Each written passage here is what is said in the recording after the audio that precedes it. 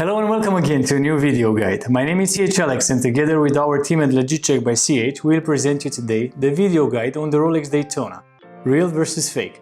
Please make sure you take a look at some of our other video guides as we covered other watch models too, and don't forget to subscribe so you'll get updated each time a new video guide is made public. Now about the Rolex Daytona, this reference number 116500LN actually comes in two different dial colors, black or white, the white dial version being nicknamed Panda.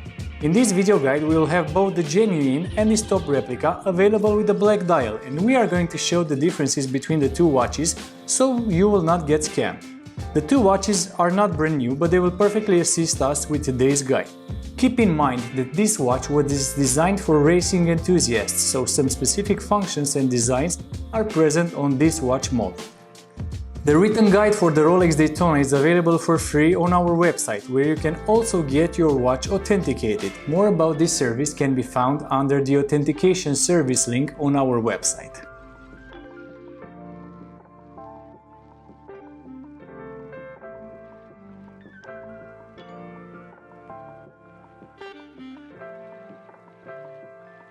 Right here we have both the 500 USD replica and the genuine watch that costs above 25k. I'm challenging you to pause this video and guess which of the two watches is the genuine one and why. Leave us a comment with your answer and please don't cheat.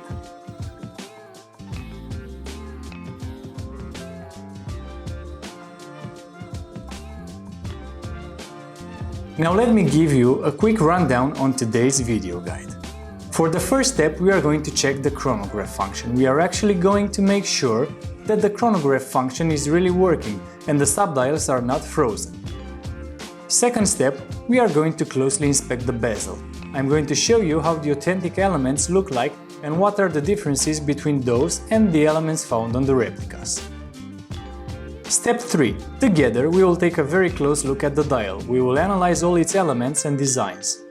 The Daytona text is printed in red on the watch's dial, and for the fourth step we are going to show you the differences here as well. For the fifth step we will show you what to check when inspecting the three subdials that are present on the watch's main dial.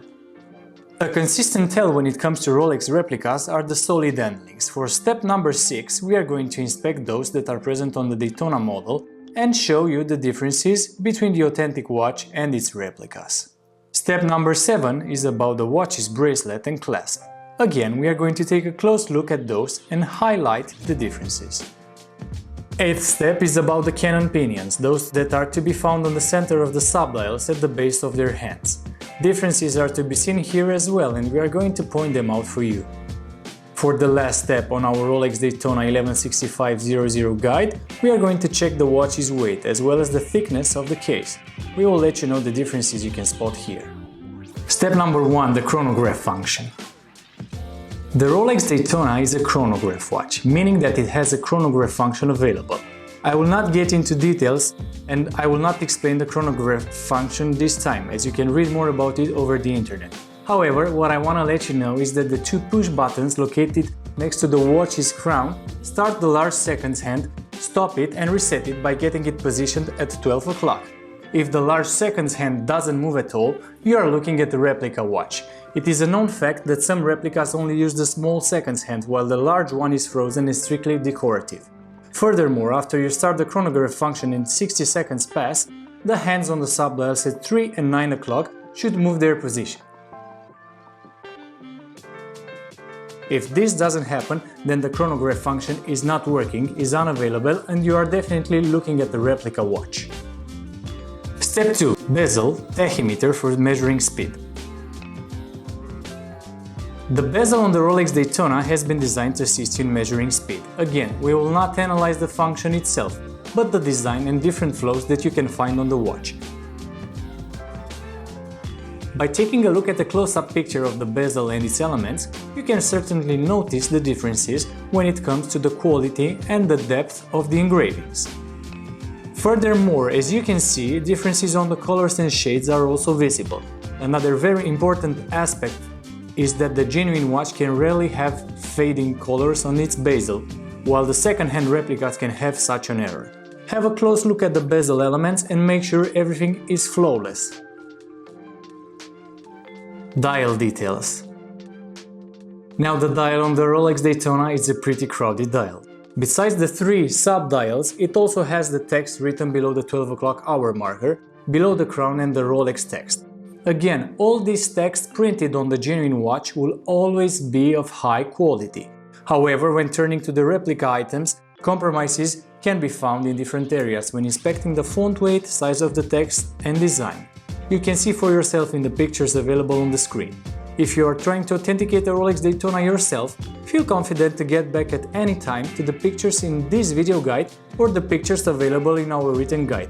And don't forget that in order to closely inspect different small details, you can rely, in a specific measure, on the zoom option available on most of the mobile phones.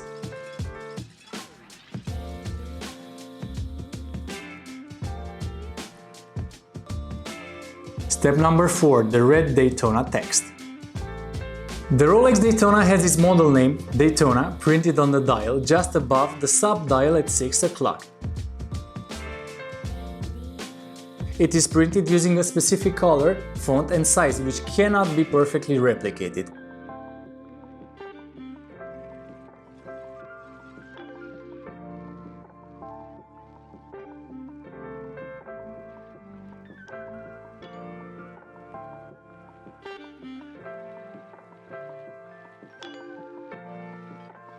Besides the 2 watches present here today, the genuine watch and its replica, we are also going to share with you some extra pictures of detail that we took when we researched and inspected some other replicas. Take a look at this Daytona text on the dial and make sure it is printed on a genuine watch. The 3 sub-dials on the Rolex Daytona represent the normal or the continuous seconds, the chronograph elapsed minutes and the chronograph elapsed hours. Now, because the replica movements do not perfectly fit the replica case, their manufacturers had to compromise the size of the sub-dials. And this can easily be spotted when inspecting the size of the sub-dial. More specific, the sub-dials present on the replica watches are in most cases thicker than those that can be found on the genuine watch. This is something you can see with the naked eye and is definitely something easier to spot when having both the genuine and replica watches one next to the other. However, feel free to inspect the images in our video guide and those found in the written guide, so you can compare yourself the size of the sub-dials and the spacing between them and between the rest of the elements on the dial. Just like on many other Rolex models that were, by the way, covered in our video guides, the solid end links are a flow to inspect when looking at the Rolex Daytona watch. The solid end links are the links that connect the bracelet with the watch case above 12 o'clock and below 6 o'clock. It is already well known that the replica manufacturers don't get this correct. By this I mean that when looking at the replica watch's solid end links, you can spot different empty spaces through which light can pass, or simply on asymmetry. This is something you need to look for when authenticating the Rolex Daytona.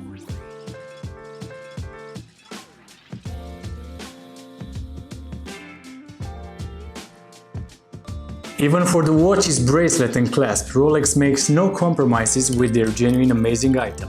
However, this is not the case for the replica manufacturers. Closely inspect the clasp. Make sure it opens and closes in a soft and easy manner. Also inspect the engravings present on the inner side of the clasp.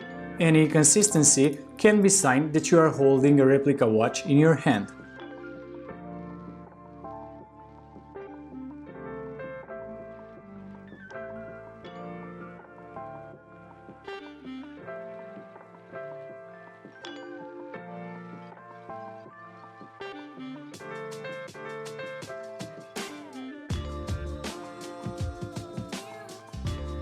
The cannon pinions are located right in the center of the sub-dials as well as in the very center of the main dial. This detail is harder to inspect with the naked eye, but again, you can try using your mobile phone to zoom in and closely inspect the cannon pinions. We will let the images on the screen speak for themselves and you can understand what to look for when analyzing the cannon pinions of your Rolex Daytona watch.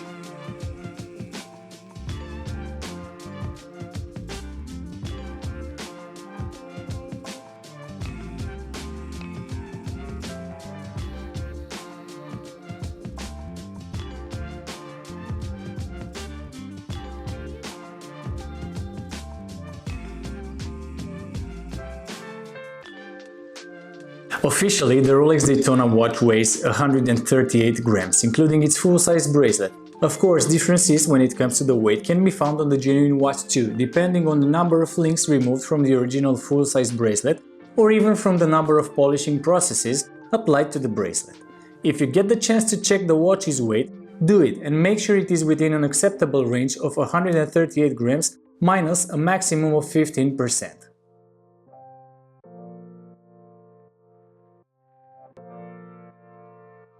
The case thickness is also something to check, because the Rolex Daytona has the chronograph function offered by its movement, and because replica manufacturers struggle to perfectly replicate it using lower quality materials, differences in case thickness can be found too. You need what is called a vernier caliper, which is also available with any watchsmith.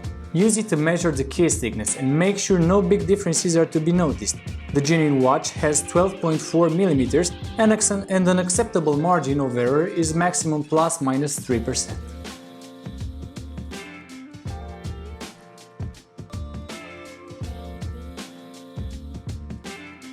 Thank you for watching this new video guide on the splendid chronograph watch, the Rolex Daytona 116500LN.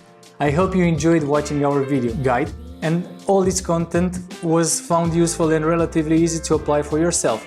Always remember that you can at any time get back to our video guide on YouTube, as well as the written guide available for free on our website. The link is available in the video description. In case you need further assistance, our authentication team can happily assist you with the authentication service available on our website. More video guides will be made public in the upcoming period, so please don't forget to like this video and subscribe to our YouTube channel. In case you have a specific watch model that you would like us to cover in an upcoming video guide, please leave us a comment below with its name and reference number, and we will do our best to have it available for you. Thank you once again and see you soon. Goodbye!